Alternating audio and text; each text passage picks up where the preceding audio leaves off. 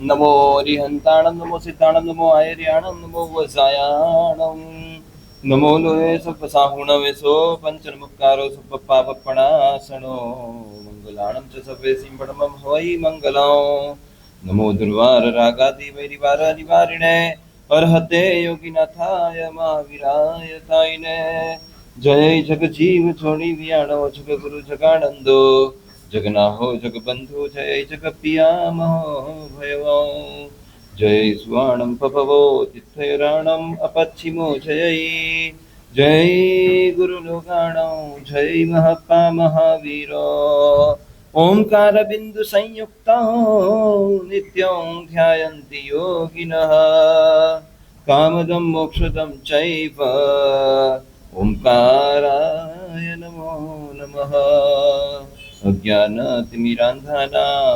ज्ञानाञ्जनशलाकया नेत्रमुन्मीलितं येन तस्मै श्रीगुरवे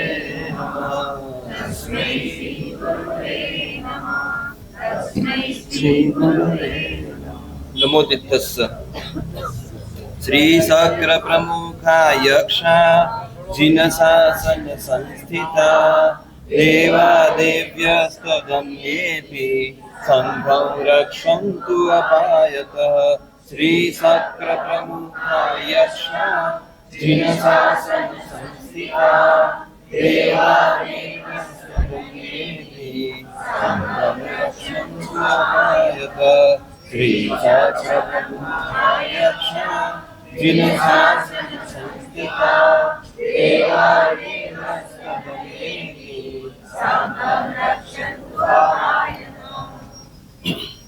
नम्युणिजिनवरिन्दे इंदनरिन्दच्चेति लोय गुरु वये समालमिणमो उच्छामि गुरु वये सेणो।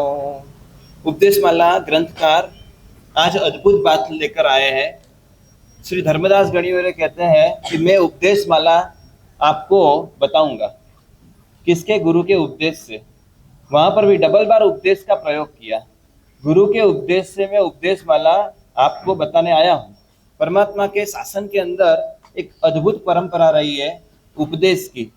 एक भाई किसी संत के पास आए और संत के पास आकर उन्होंने विनंती की कि साहिब कोई उपदेश सुनाइए।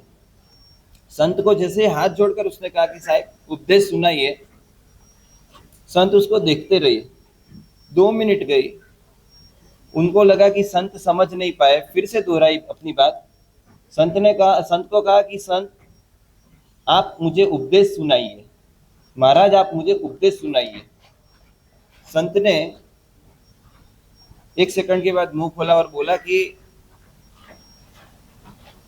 एक बात का जवाब दे, क्रोध करना चाहिए या नहीं करना चाहिए? संत ने जो प्रश्न पूछा वही मैं आपको पूछ रहा हूं। क्रोध करना चाहिए या नहीं करना चाहिए? नहीं करना चाहिए।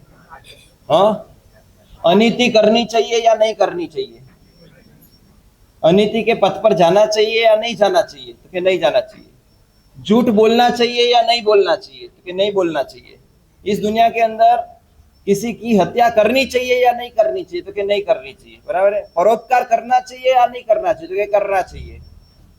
किसी का अच्छा करना चाहिए। ठीक इस प्रकार लगभग 8-10 क्वेश्चन पूछे। 8-10 क्वेश्चन पूछने के बाद संत कह रहे हैं कि जो चीज तुझे पता है मुझे उपदेश में कहना क्या है? मार्मिक सवाल था कि तुझे पता है कि ये सब नहीं करने जैसा है, तुझे वो भी पता है कि ये सब चीज करने जैसी है, तो उपदेश की जरूरत क्यों है तू? संत ने लास्ट में ये बोला, आइंदा भविष्य में एक चीज का उपदेश दे रहा हूं, कभी किसी के पास उपदेश मत मांगना। मगर वो अन्य संप्रदाय की बात है। हमारे यहाँ उपदेश की परिपाटी बरसों से नहीं अनादिकाल से चल रही है और वो परिपाटी के कारण आज हम थोड़े बहुत भी अच्छे हैं।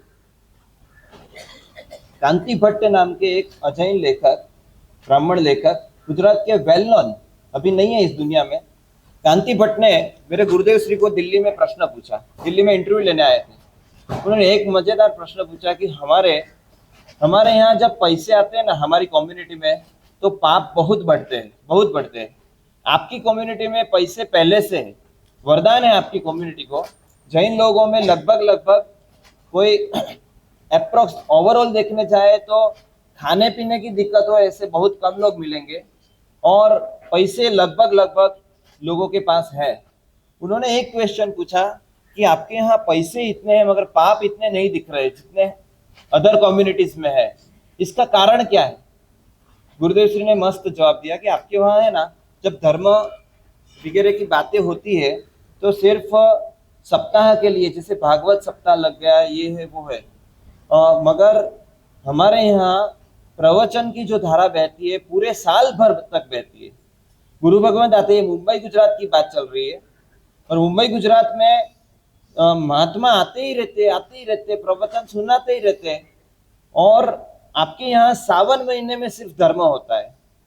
अभी यहाँ पर भी जैन शासन के अंदर जहां जहां पर सिर्फ सावन महीने का धर्म हो गया, वहां वहां पर पाप बढ़ने लगे। अब देखना, जो लोग कंटिन्यू सत्संग के अंदर है, उपदेश श्रवण करने के अंदर है, उपदेश श्रवण के माध्यम से वो लोग अपने आप को सुरक्षित रखते हैं, पापों से टिकाए रखते हैं। अगर जो लोग धर्म करने से दूर रहते हैं, वो लोग अनिवार्य रूप से पाप से नजदीक चले जाते हैं। जिन लोगों के घर पे घर मंदिर था, और घर मंदिर के कारण परमात्मा थे, उनके पुरखों के द्वारा दादाजी लेकर आए होंगे, और दादाजी के कारण, घर मंदिर के कारण वो लोगों के घर में बहुत सारे धर्म की गंगा बह रही थी।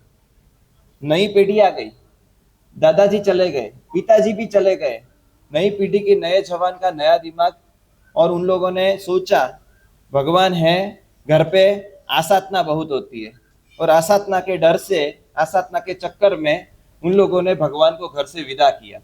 घर मंदिर में रहे हुए भगवान को जैसे विदा किया, घर में जो पाप नहीं घुस सकते थे वो सारे पाप घुस गए। आसाधना का पता नहीं गलत अर्थ ले लेते हैं लोग। एक किताब की बातें करते ना, किताब ले जाइए, अच्छी किताबें पढ़िए, ज्ञान की किताब है, तो लोग कहते हैं कि ज्ञान की आसाधना होगी। उनको पूछो कि सरस्वती घर पे आती है तो सरस्वती की आसाधना होती है, तो लक्ष्मी जी घर पे आती है तो पूछो ना उसको। पैसे घर पे आते, आपने तो तिजोरी में बंद करके रखे, आसाधना नहीं है लक्ष्मी जी की। अब भविष्य में कोई भी नई लक्ष्मी को अंदर घर में घुसने मत देना, क्योंकि लक्ष्मी घर में आएगी तो घर में लक्ष्मी जी की आसाधना होगी। गुरु भगवंत घर में आते हैं तो गुरु भगवंत की आसाधना होती है कि उपासना होती है? ख्याल बदलो अपना। आप क्या समझ रहे हो? भगवान के ज्ञान की किताब यदि घर पे आती है तो आसाधना होती है। हर चीज के लिए आसाधना का एंगल, आसाधना होती है। घर में किताब आने से आसाधना होती है, ये विचार ही सबसे बड़ी आसाधना है। गुरु भगवंत आएंगे तो आराधना होगी कि आसाधना होगी? और देखो, हर चीज में है ना, लाभ के साथ नुकसान जुड़ा हुआ ही है। धंधे के अंदर भी डेयरिंग करना ही पड़ता है। आसाधना का डेयरिंग, जो आसाधना का डेयरिंग नहीं कर सकता है, वो आराधना का भी बेनिफिट नहीं ले सकता है। डेयरिंग जो नहीं करना चाहता है, वो बेनिफिट भी नहीं ले सकता है। कहीं ना कहीं पर आपको तो अपना मन का विचार बदलना ही पड़ेगा।